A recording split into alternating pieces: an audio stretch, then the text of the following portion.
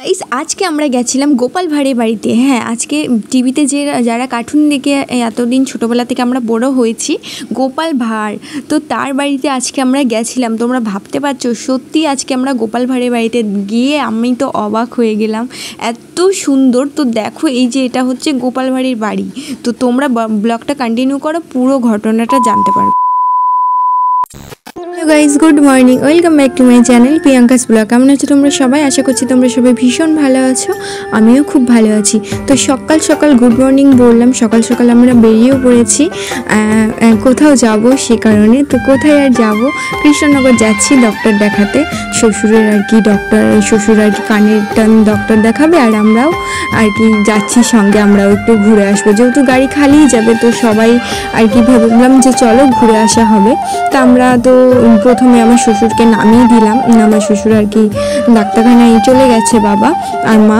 তো আমরা চলে যাচ্ছি হচ্ছে, আমার বর আমাকে দেখাবে হচ্ছে যে রাজবাড়ি, কৃষ্ণনগরের রাজবাড়ি। তো আমি গেছিলাম একবার বিয়ের আগে মেলাতে, তো আর রাজবাড়িটা না সেরকমভাবে মেলার সময় তো আর দেখা যায় না, সেরকমভাবে ঘোরা হয়নি। তো সে কারণেই ভাবলাম যে আমার বাবার যেহেতু দেরি হবে, তো সে কারণে আমার বর বললো যে চলো তাহলে তোমাদেরকে একটু রাজবাড়ির থেকে ঘুরিয়ে নিয়ে আসি। তো বাবুকে দেখাবো, ওই জন্য চলে গেলাম হচ্ছে, চলে এসেছি। দেখো রাজবাড়ির মেন গেট, এই দেখো।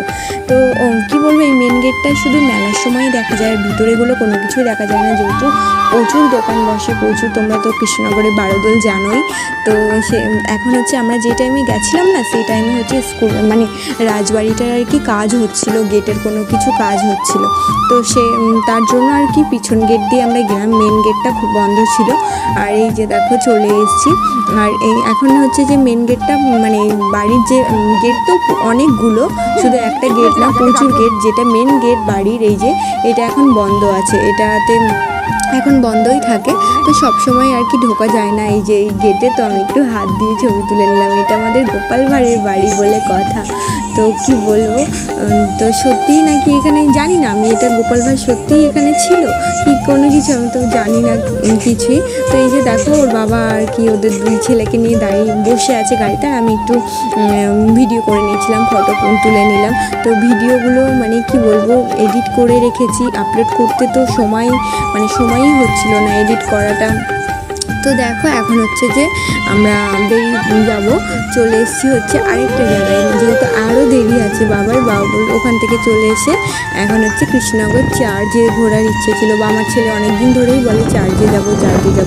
তো সে কারণে ওকে আর কি চার্চেরটা ঘোরানোর জন্য তো এখানে এসেছিলাম।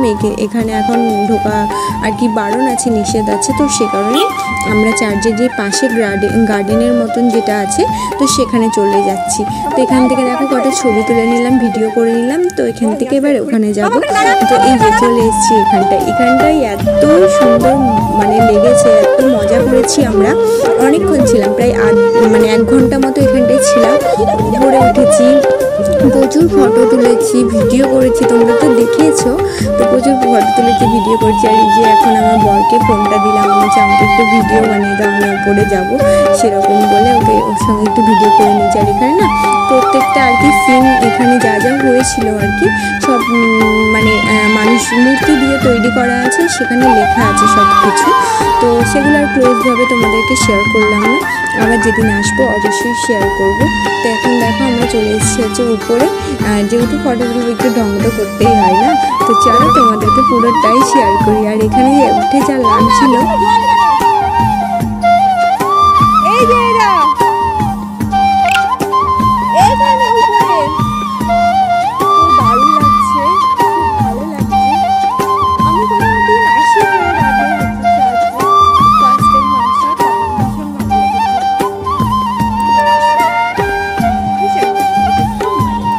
তোজো তো মানে ওদিক দিয়ে আসছে, তোজো তো ভীষণ মজা পেয়েছে, তোজোর প্রচুর ছবি তোলা হয়েছে। আর কি বলতো, আমরা না এরকমই মাঝে মাঝে আমরা কোনো প্ল্যানিং ছাড়াই আমরা এরকম ঘুরতে চলে যাই, যেহেতু গাড়ি আছে, বরের গাড়ি ভাড়াটা লাগে না, সে কারণেই মনে হয় বেশি ঘোরা হয়ে যায়। তো মাসে মাসে তো মানে মাসে যে কতবার মায়াপুরে যায় তার ঠিক নেই। তো আজকেও যাব হচ্ছে যে দেখো আজকে কত জায়গায় ঘোরা হলো।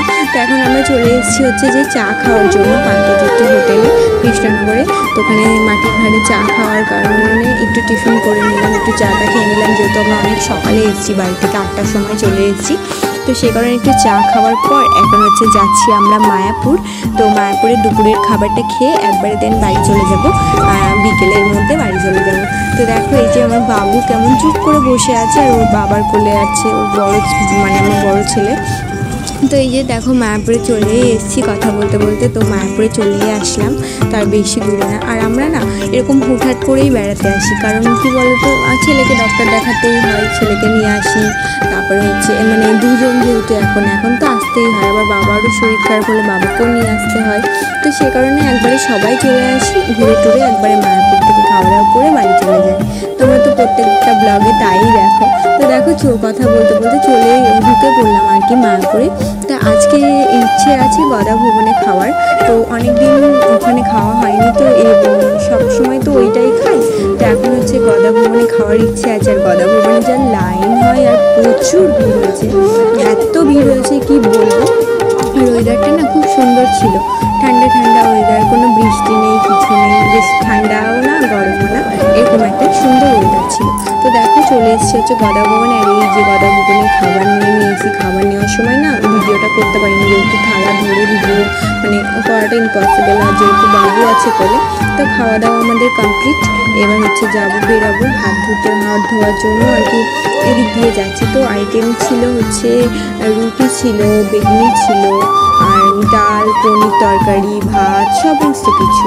তো দেখো এখন চলে এসেছে হচ্ছে এই শাড়িগুলো আমার খুব ভালো লাগে, জানি না কাদের কীরকম লাগে, আমার না ভীষণ ভালো লাগে এই পাতলা শাড়িগুলো। এগুলো আমার একটা আছে, তো এই ব্লু কালার শাড়িটা যেটা ধরেছিলাম সেটা আর কি নিয়ে নিয়েছি। আর বাবু দেখো এই ফ্যানটা কিনেছে, ফ্যানটার দাম নিয়েছে ওখানে 250 টাকা, তো আমাদের বাজারে অনেকটাই কম দামের থেকে।